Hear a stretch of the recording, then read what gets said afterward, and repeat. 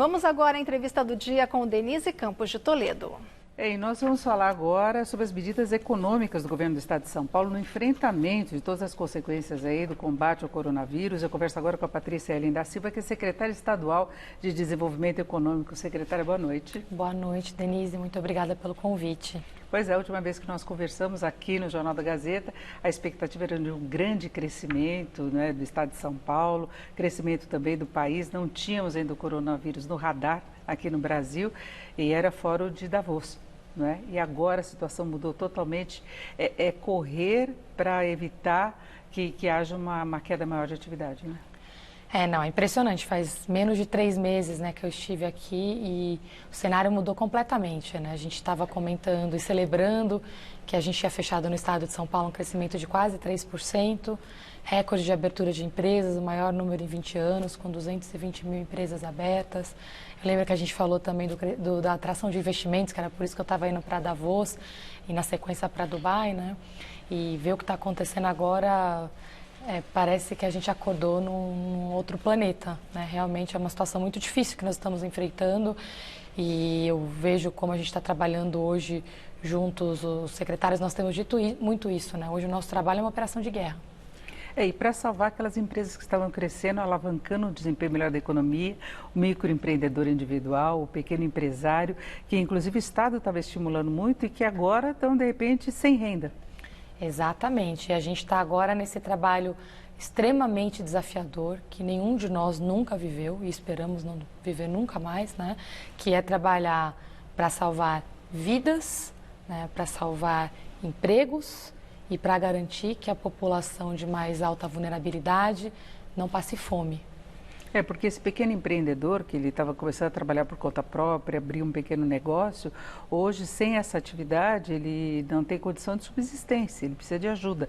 E eu queria saber quais são os canais, quais são os programas, que a gente tem vários programas lançados pelo governo federal, né? Inclusive agora começa a liberação desses R$600, eu queria saber, inclusive, se não tem uma exclusão de benefícios que possam ser pagos aqui em São Paulo, para quem receber esse benefício no âmbito federal, e quais são os estímulos para as empresas mesmo, para preservar emprego. Então hoje, até antes de chegar no que a gente está fazendo no Brasil, nós temos trabalhado muito acompanhando os países que estão também sofrendo com a pandemia e estão entre 3 e 4 semanas à nossa frente. Uma coisa que é muito perceptível e ficou muito claro até na fala recentemente do diretor-geral, né, da OMS junto, né, com a diretora do FMI, acho que foi a primeira vez que a gente viu isso também na história, é que a gente está indo para um caminho onde muitas das medidas econômicas passaram a ser essas medidas de alívio.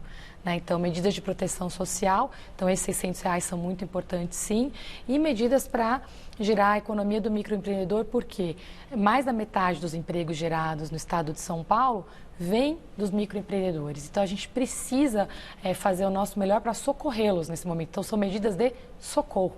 Mas aí é crédito. Crédito para capital de giro e crédito com juros baixos, né? Recursos também, fundos de alívio que estão sendo criados a juros zero. Né? Fundos também precisam ser considerados repasses a fundo perdido.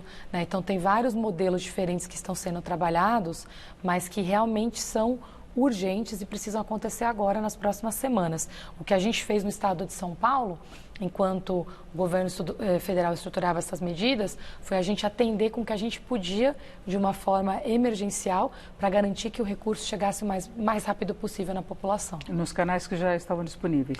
Isso sim e não. A gente acabou tendo que criar vários canais a toque de caixa. Um exemplo disso é o próprio modelo que a gente tem de microcrédito, tanto da Desenvolve São Paulo quanto do Banco do Povo.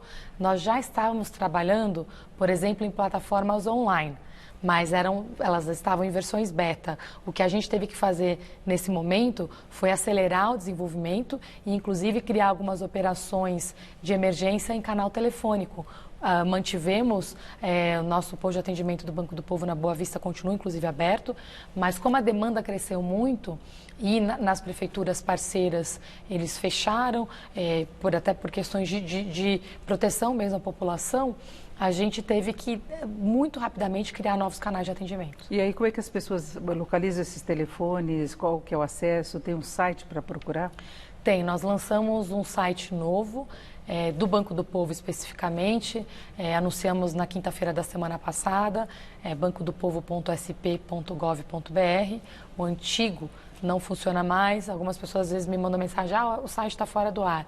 É porque a gente tem um endereço antigo, né, que eu acho que quem tinha gravado entra, não vou nem falar para não dar confusão, mas é bancodopovo.sp.gov.br.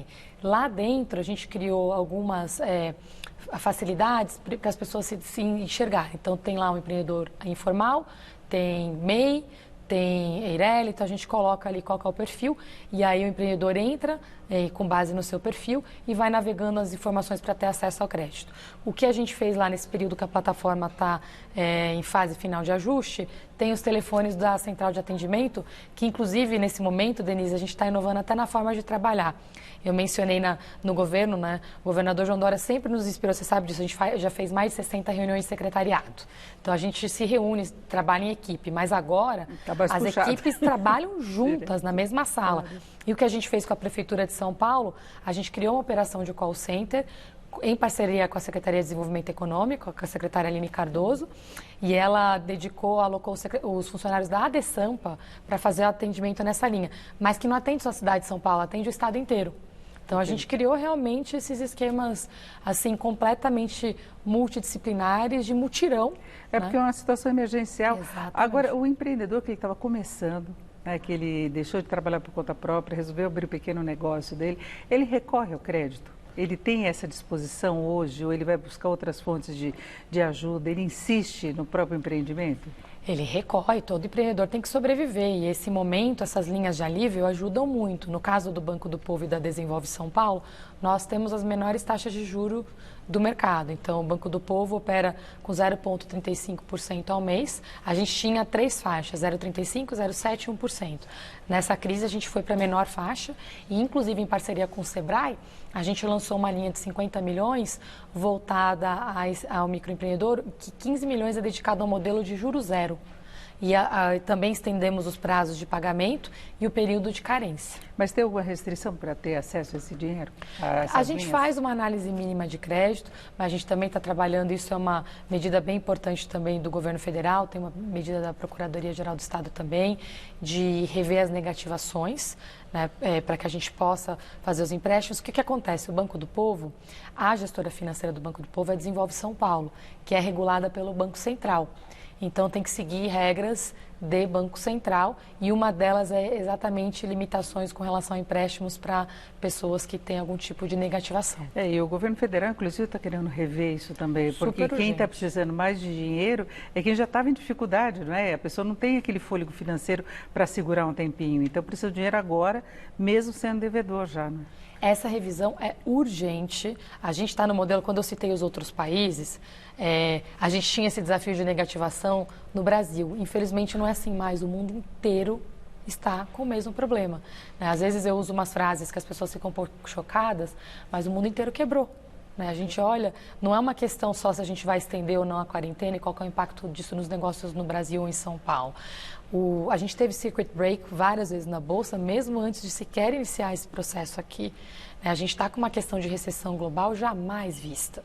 Então, a gente precisa rever, sim, as regras, pelo menos no período da pandemia, para atender quem mais precisa. Agora, a gente fala que é uma situação urgente agora, durante esse período de isolamento social, que as empresas estão fechadas, não estão podendo trabalhar. Agora, o que vai sobrar depois também é muito complicado. As empresas estão se endividando agora, o microempreendedor, individualmente, vai ter que pagar essa dívida depois. E a gente não sabe exatamente qual vai ser o ritmo de reação da economia, né?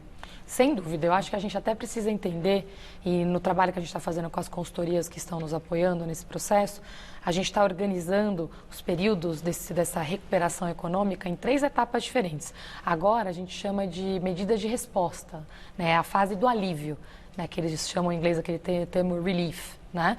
Então, a gente está na fase do alívio, é emergencial para quem mais precisa. Na sequência, a gente começa o modelo ali de retomada, recuperação. Quando acabar a pandemia, aí sim a gente entra nesse ciclo de retomada. E depois, na sustentação, ou seja, Há previsões que a gente vai ter uma duração, se a gente pegar o que está acontecendo no mundo inteiro, a expectativa é que até agosto a gente continue sentindo efeitos da pandemia, né? E depois a gente tem o período de retomada / recuperação. E aí só então que a gente começa o período de sustentação. Agora, é uma grande preocupação com relação ao período de isolamento, se levar em conta o que está acontecendo no exterior, vocês têm algum parâmetro para trabalhar? Seria quando? Até o mês de maio? É difícil sabermos agora o que eu tenho. A gente tem um núcleo de...